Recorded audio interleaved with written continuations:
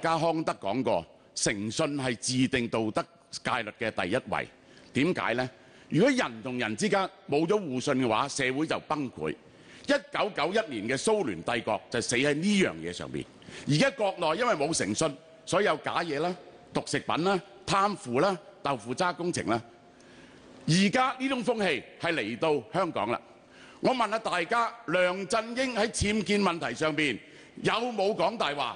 陳茂波喺劏房問題上面有冇講大話？我要問曾鈺成個問題好簡單，邏輯上即係得3個答案，一係就係，一係就唔係，一係就唔知。我而家問曾鈺成，請你望住個鏡頭，擘大眼對全香港嘅市民講：當你批准梁振英5C 14局打尖嗰刻，你係咪真心認為咁樣係啱嘅，係超越咗會議常規嘅？請你大聲答呢個問題。蕭先生，你冷靜啲聽下嗰個事實。答咗你最後啦，你答啦。我答咗你最答係定唔係啦？嗱，都係唔答嘅。嗱，曾鈺成先就係唔答。你俾唔俾我答咧？嗱，係唔係你唔知？3個答案好簡單嘅啫喎。你俾唔俾我答咧？但係你答一答啊！嗱，就係唔答係啦。嗱，我哋選擇決定問第二個問題啦。唔係，我哋決定問第二個問題啦，主持。因為咧，其實佢決定係唔答呢啲就係咧，而家搞嘅咧就係唔直接答問題咧，就係曾主席啦。問咗我3個問題嘅，我而家一個一個答佢。冇，你得一個問題啫，就係你信唔信佢係即係超越呢個我隻耳仔打尖咧？我隻耳仔咧可能冇阿劉家雄咁好，不過咧我仲聽到。你答乜嘢啦？好簡單嘅，你擰轉頭問阿蕭若元，佢係咪問咗我3個問題？唔重要，而家答一個問題啦，一個問題得唔得啊？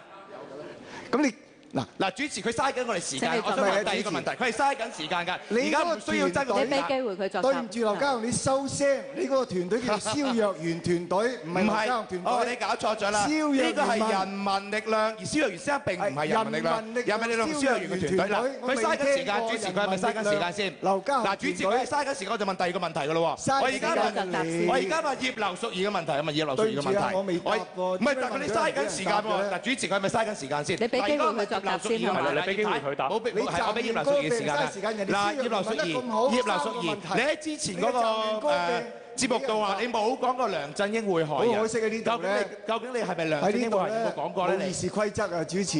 你冇講過，但喺港台嘅節目裏邊咧，自由黨嘅周梁淑儀就話：Regina，are you denying that you didn't say 梁振英會害人？我唔會害人。好啦，時間差唔多，要俾時間去回應。係啦，你冇講過啊？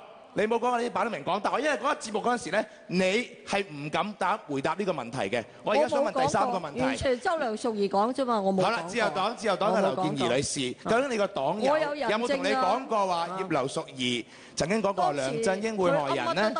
有嗱，劉健儀話有啊，所以你擺到明就係講大話啦，你就係講大話啦。我當日打電話俾張太拉票，即係我哋見到咧，就係其實無論係曾鈺成主席或者係葉劉淑儀女士呢啲咁樣嘅立法會議員選咗落去，就係會講大話嘅。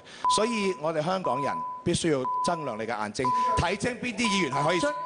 好啦，時間夠啦。跟住咧就到5號嘅鍾樹根名單。請先選擇你發問對象。好，我想問下何